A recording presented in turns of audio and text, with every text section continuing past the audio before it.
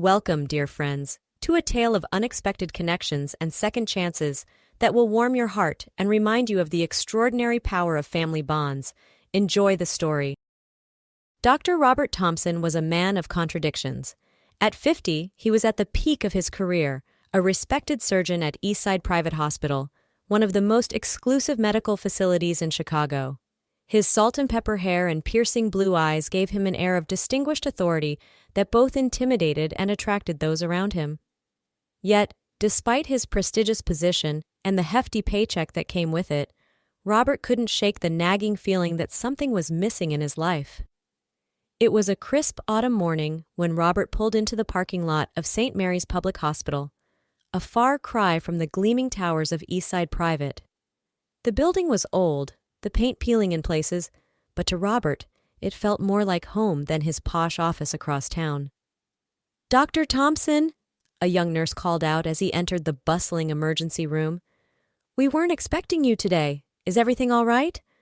Robert smiled warmly. "Everything's fine, Jenny. Just thought I'd stop by and see if you needed an extra pair of hands." Jenny's face lit up. "Oh, thank goodness. We're swamped today. There's a patient in bed 3 who could really use your expertise." As Robert made his way to bed 3, he could feel the eyes of the other doctors and nurses on him. He knew what they were thinking. What was a hotshot private surgeon doing slumming it in a public hospital? But Robert didn't care. This was where he felt he could make a real difference. The patient in bed 3 was a young man named Carlos, his face contorted in pain from a badly infected appendix. "Don't worry, son," Robert said reassuringly as he examined the swollen abdomen. "We'll have you fixed up in no time." 3 hours later, Robert emerged from the operating room, tired but satisfied. Carlos would make a full recovery, all because Robert happened to stop by on his day off. As he was washing up, Dr. Patel, the head of surgery at St. Mary's, approached him. "Robert, I don't know how to thank you. You probably saved that boy's life today." Robert shrugged off the praise. "It's nothing really, I'm just glad I could help." Dr. Patel shook his head in amazement. "I don't understand you, Thompson. You could be lounging by a pool somewhere, counting your money. Instead, you're here, working for free.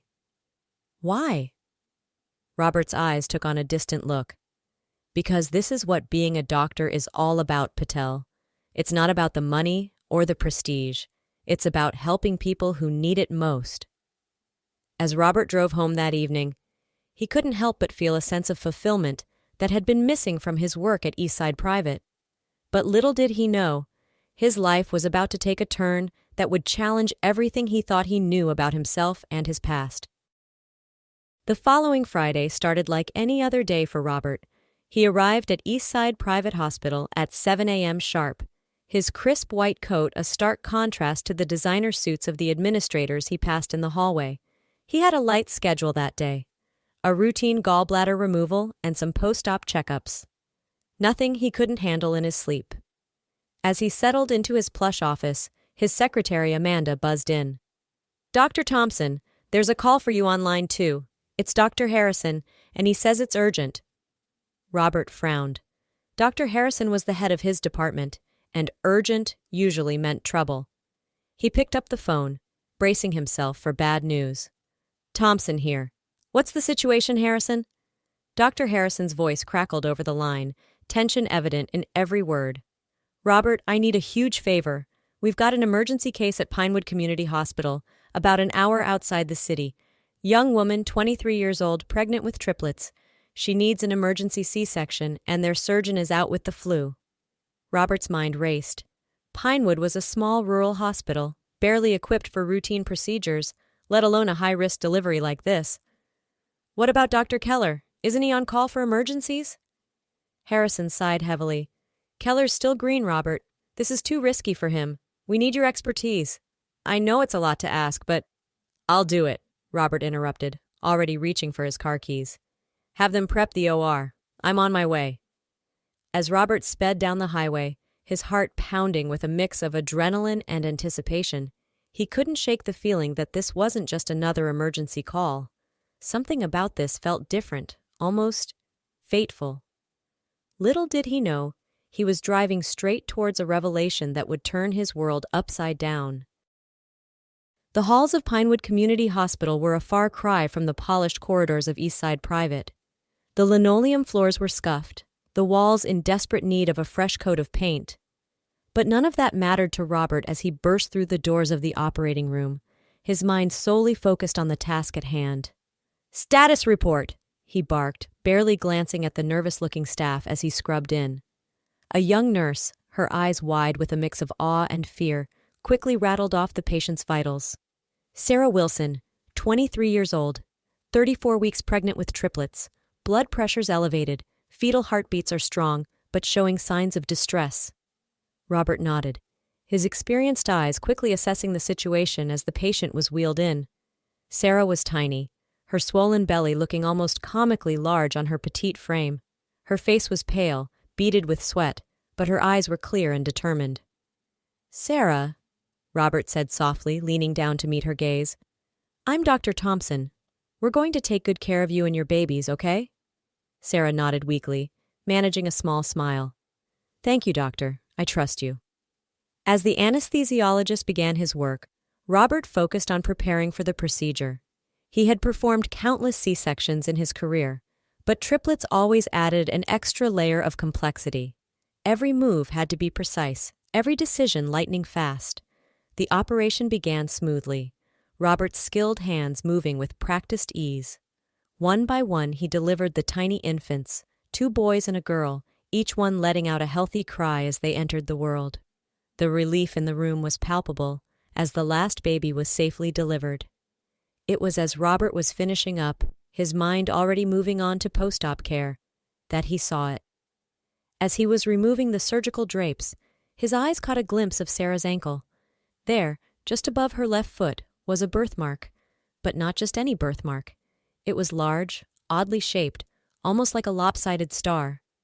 Robert froze, his heart suddenly pounding in his ears. He knew that birthmark. He had seen it every day of his life, on his own ankle. "Dr. Thompson? Is everything all right?" The concerned voice of the scrub nurse snapped him back to reality. Robert shook his head, trying to clear the fog of confusion and shock. Yes, everything's fine. Let's get her closed up and into recovery." As he finished the procedure, Robert's mind was racing. The birthmark could be a coincidence, of course, but combined with Sarah's age, her physical resemblance to... No, it couldn't be. Could it? Robert knew one thing for certain. He needed answers. And he wasn't leaving this hospital until he got them. The next morning, Robert found himself outside Sarah's hospital room, his hand hesitating on the doorknob. He had barely slept, his mind churning with questions and possibilities. He had to know the truth, but he was terrified of what he might discover. Taking a deep breath, he knocked softly and entered. Sarah was sitting up in bed, cradling one of the triplets in her arms. Her face lit up when she saw him. "Dr. Thompson, I'm so glad you're here. I wanted to thank you properly for everything you did for us yesterday." Robert managed a smile, trying to keep his voice steady. "It was my pleasure, Sarah. How are you feeling?" As they talked, Robert's trained eye couldn't help but notice the little details, the shape of Sarah's nose, the way her eyes crinkled when she smiled. It was like looking at a ghost from his past. Finally, he couldn't hold back any longer. "Sarah, I hope you don't mind me asking, but do you know much about your birth parents?" Sarah's smile faltered, confusion clouding her features. "My birth parents? I was adopted as a baby. I don't know much about them. Why do you ask?" Robert's heart was pounding so hard he was sure Sarah could hear it. "I noticed a birthmark on your ankle during the surgery. It's identical to one I have." Sarah's eyes widened. "What are you saying, Dr. Thompson?" Robert took a deep breath. "Sarah, I think there's a possibility that I might be your father." The words hung in the air between them, heavy with implication. Sarah's face went through a range of emotions: shock, disbelief, hope, fear. "But how?" she finally managed to whisper. Robert sank into the chair beside her bed, his legs suddenly feeling weak. "About 24 years ago, I was in love with a nurse named Anna. We were young, just starting our careers. My parents, they didn't approve. They forced us apart. I never knew." Sarah's eyes filled with tears. Dr. Thompson. Robert, I don't know what to say. It's overwhelming. Robert nodded, fighting back his own tears. I know. And I'm sorry to drop this on you, especially right now. But I had to tell you. We need to know for sure. Sarah was quiet for a long moment, her eyes fixed on the sleeping baby in her arms. Finally, she looked up, determination replacing the shock in her eyes. You're right. We do need to know. What do we do now? Robert squared his shoulders. Now, we get a DNA test, and we pray for the truth, whatever it might be. As he left Sarah's room, Robert felt like he was walking in a dream. In the span of 24 hours, his entire world had been turned upside down. But as he looked back at Sarah, surrounded by her newborn triplets, he couldn't help but feel a spark of hope. Maybe, just maybe, he had found the missing piece he'd been searching for all his life. The next few days passed in a blur for Robert. He had taken an emergency leave of absence from East Side Private, citing a family crisis. It wasn't far from the truth.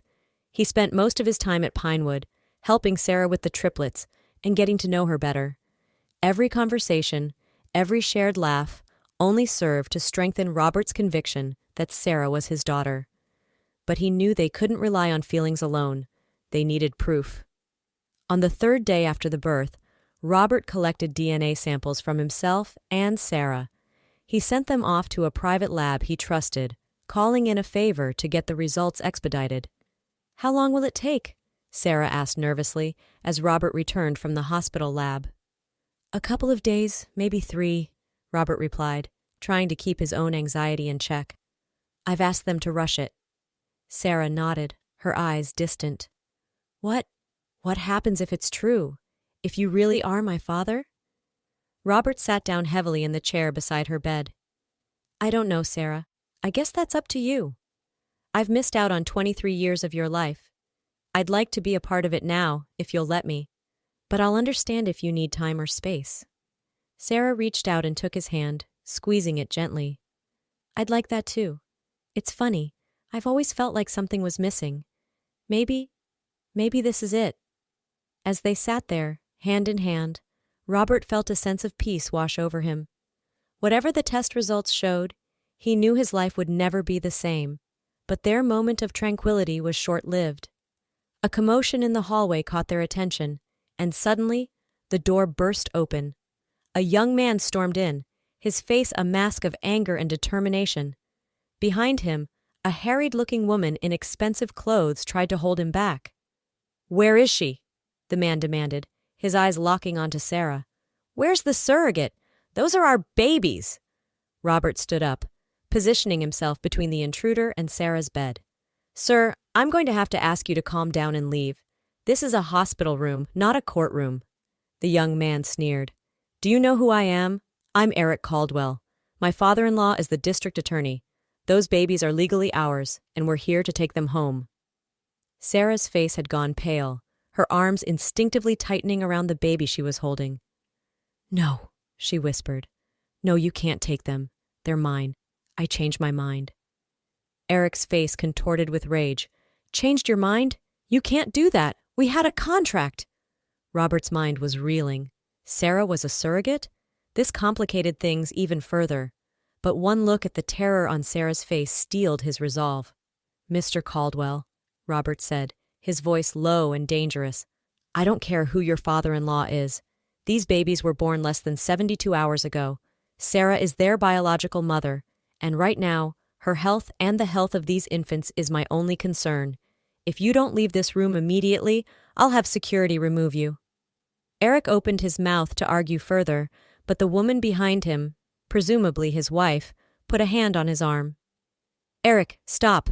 We can't do this here. We need to talk to our lawyer. With a final glare at Sarah and Robert, Eric allowed himself to be led out of the room. But as he reached the door, he turned back. This isn't over. Those are our children, and we will get them back. As the door closed behind them, Sarah burst into tears. Robert sat on the edge of her bed, pulling her into a comforting embrace. Shh, it's okay, he murmured. I won't let them take your babies, Sarah, I promise. As he held his potential daughter, feeling her shoulders shake with sobs, Robert knew he was making a promise he might not be able to keep. But in that moment, he would have moved heaven and earth to protect Sarah and her children. Little did he know, the biggest shock was yet to come. The next morning, Robert arrived at the hospital early, determined to get some answers about the surrogacy situation. He had spent half the night researching surrogacy laws, and he knew Sarah's position was precarious at best. As he approached Sarah's room, he heard raised voices. His heart sinking, he quickened his pace, fearing Eric had returned. But when he burst through the door, the scene that greeted him was beyond anything he could have imagined. Eric was there, yes, but he wasn't alone. Standing beside him, her hand on his shoulder, was a face Robert hadn't seen in over 2 decades, a face he had never forgotten. "Anna," he gasped, his voice barely above a whisper. The woman turned, her eyes widening in shock as they met Robert's. "Robert? Oh my God. Robert, is that really you?" For a moment, the world seemed to stand still. Robert felt like he was looking at a ghost, an older, more sophisticated version of the young nurse he had fallen in love with all those years ago.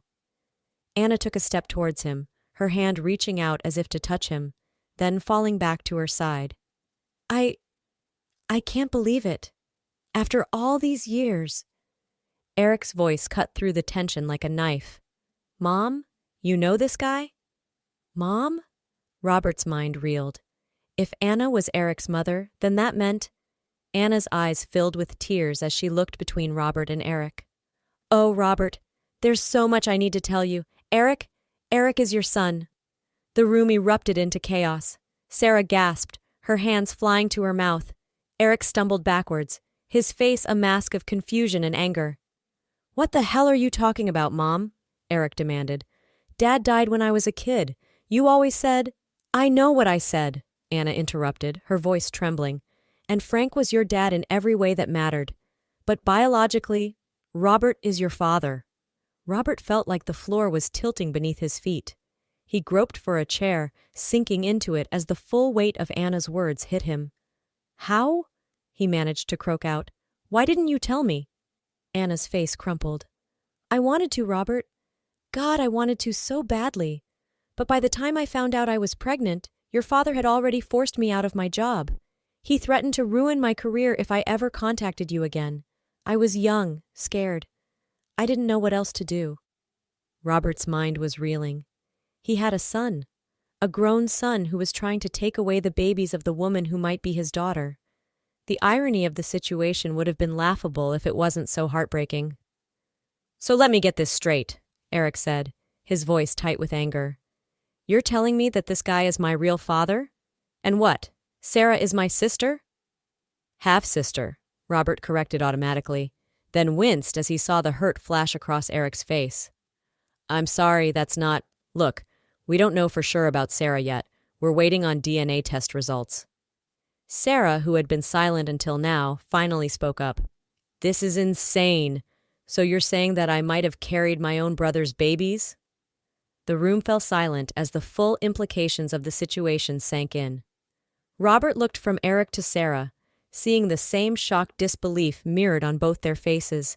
His children. Both of them. Potentially. His children. Anna stepped forward, her eyes pleading. "I know this is a lot to take in, for all of us, but maybe this is a chance for us to be a family. The family we should have been all along." Eric scoffed. "Family?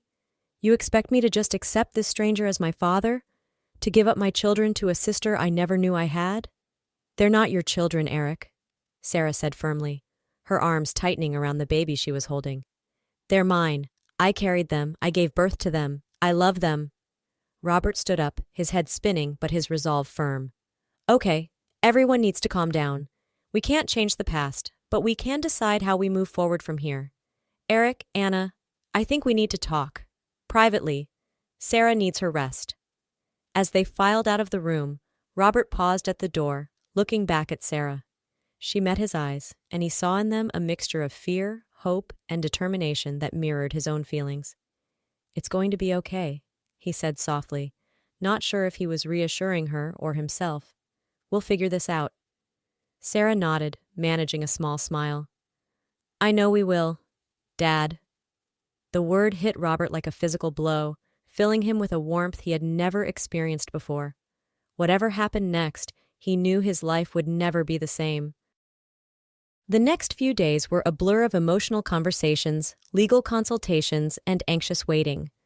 Robert, Anna, Eric, and Sarah spent hours talking, crying, and sometimes shouting as they tried to navigate the complex web of relationships they had suddenly found themselves in. Eric, initially hostile, began to soften as he learned more about Robert and the circumstances that had kept them apart. I always wondered why Mom never talked much about my biological father, he admitted during one of their talks. I guess now I know why. Sarah, for her part, was struggling to reconcile her feelings about the babies with the newfound knowledge about the situation. I never intended to keep them, she confessed to Robert one evening. I just needed the money for my dad's medical bills, but now I can't imagine giving them up. Robert found himself in the strange position of mediator, trying to balance everyone's needs and feelings. It was exhausting, but also exhilarating. For the first time in his life, he felt truly needed, not just as a doctor, but as a father and a man. Finally, after what felt like an eternity, the DNA results arrived. Robert gathered everyone in Sarah's hospital room, his hands shaking slightly as he opened the envelope. Well? Anna asked, her voice tight with tension. Robert took a deep breath. Eric, you are my son. He paused, then turned to Sarah. But Sarah, you and I are not related. The room fell silent. Sarah's face showed a mix of relief and disappointment. I don't know how to feel, she admitted. Part of me was hoping. Robert moved to her side, taking her hand. Sarah, blood doesn't make a family. These past few weeks getting to know you and helping with the babies. You may not be my daughter by birth, but I care about you as if you were. Sarah's eyes filled with tears. Thank you, she whispered. That means more than you know. Eric was quiet for a long moment, then stood up. I need some time to process this, but I'm glad to know the truth. As Eric left the room, his wife following close behind, Robert turned to Anna. We have a lot to talk about, he said softly. Anna nodded, tears in her eyes. We do. But Robert, I never stopped loving you. All these years I've wondered what might have been. Robert felt his heart swell. Despite the complexity of the situation, despite the years of separation and the pain of missed opportunities, he knew in that moment that he still loved Anna too. So, where do we go from here? Sarah asked, looking between Robert and Anna. Robert smiled, feeling for the first time in years that he was exactly where he was meant to be. We move forward, together, as a family, not by blood, but by choice. Over the next week, as Sarah recovered and the triplets grew stronger, the newly formed family worked to figure out their future. Eric and his wife, after much soul-searching and long conversations with a therapist, made a decision that surprised everyone. We've decided not to pursue custody of the babies, Eric announced one afternoon, his wife nodding solemnly beside him. It's not right. Sarah is their mother and she clearly loves them. We can't take that away from her. Sarah's eyes filled with tears of relief and gratitude. Thank you, she whispered. You have no idea what this means to me. Eric managed a small smile. We do want to be involved in their lives, though, if that's okay with you. As I guess as family friends. Sarah nodded enthusiastically. Of course. You're all part of their story now. Robert watched this exchange with a sense of pride and awe. These people who had been strangers just weeks ago were now working together, supporting each other. It was more than he could have ever hoped for. Anna, who had been quietly supportive throughout the whole ordeal, finally spoke up. I think it's time we address the elephant in the room, she said, her eyes meeting Robert's. Where do we go from here? All of us? Robert took a deep breath. He had been thinking about this constantly, turning over possibilities in his mind. Now, looking at the faces of his newfound family, he knew what he wanted. I want us to be a family, he said firmly. All of us. I know it's not conventional. We're not all related by blood, But family is more than that. It's about love, support, and choosing to be there for each other. I want to try. If you'll all have me." The room was quiet for a moment. Then Sarah reached out and took Robert's hand. "I'd like that," she said softly. "You've been more of a father to me in these past weeks than anyone ever has." Eric nodded, a small smile playing on his lips. "Yeah, it's weird, but good weird. I'm in." Anna's eyes shimmered with tears as she looked at Robert. "I never stopped hoping for this day," she whispered. As they all came together in a somewhat awkward but heartfelt group hug, Robert felt a sense of completeness he had never experienced before. This was what he had been missing all along, not just success or prestige, but family, love, belonging. And it didn't matter that it wasn't a traditional family. It was theirs, and it was perfect. The next few months were a whirlwind of changes. Sarah, with Robert and Anna's help, moved into a comfortable apartment near the hospital. Robert split his time between his work at Eastside Private and helping Sarah with the triplets, relishing his new role as both father and grandfather. Eric and his wife became regular visitors, doting on their niece and nephews. The initial awkwardness between Eric and Robert slowly gave way to a tentative but growing father-son bond. Anna, to everyone's surprise, decided to return to nursing. "Watching you all these years, Robert," she said one evening as they sat on his porch, watching the sunset. "It reminded me of why I got into medicine in the first place, to help people." Robert smiled, taking her hand in his. "It's never too late to follow your passion," he said softly. Their relationship, rekindled after so many years apart, blossomed slowly but steadily. They took things day by day, rediscovering each other and building something new on the foundation of their old love. As the triplets grew, hitting milestone after milestone, Robert found himself overwhelmed with joy and gratitude. Watching Sarah become a confident, loving mother, seeing Eric soften and open up, feeling Anna's hand in his, it was more than he had ever dared to dream of. 1 year after the fateful C-section that had changed all their lives, the entire family gathered at Robert's house for a barbecue. The triplets, now toddling around on unsteady legs, were the center of attention, their laughter filling the air. As Robert stood at the grill, expertly flipping burgers, he felt a presence beside him. It was Anna, her eyes sparkling with happiness. "Penny for your thoughts," she said, bumping his shoulder playfully. Robert smiled, looking out at their assembled family. Sarah was chasing one of the triplets, while Eric helped another build a tower of blocks. His 2 children, once strangers, now thick as thieves. "I was just thinking about how lucky I am," he said softly. "A year ago, I thought I had everything I could want. A successful career, respect, money, but I was so empty inside. And now you have a family," Anna finished for him, taking his hand. Robert nodded, squeezing her hand gently. "I have everything I never knew I needed." As the sun began to set, casting a golden glow over the backyard, Robert gathered everyone's attention. "I'd like to make a toast," he said, raising his glass. "To family, to second chances, and to the unexpected twists of fate that bring us where we're meant to be." As glasses clinked and cheers went up, Robert felt a sense of peace wash over him. The mysterious birthmark that had started this whole journey remained unexplained, a quirk of genetics perhaps. But Robert no longer needed an explanation. He had found his place in the world, surrounded by the love of the family he had always longed for. In that moment, looking at the faces of his children, his grandchildren, and the woman he loved, Dr. Robert Thompson knew that he was exactly where he was meant to be. The journey had been long and often painful, but every step had led him here, to this perfect moment of belonging.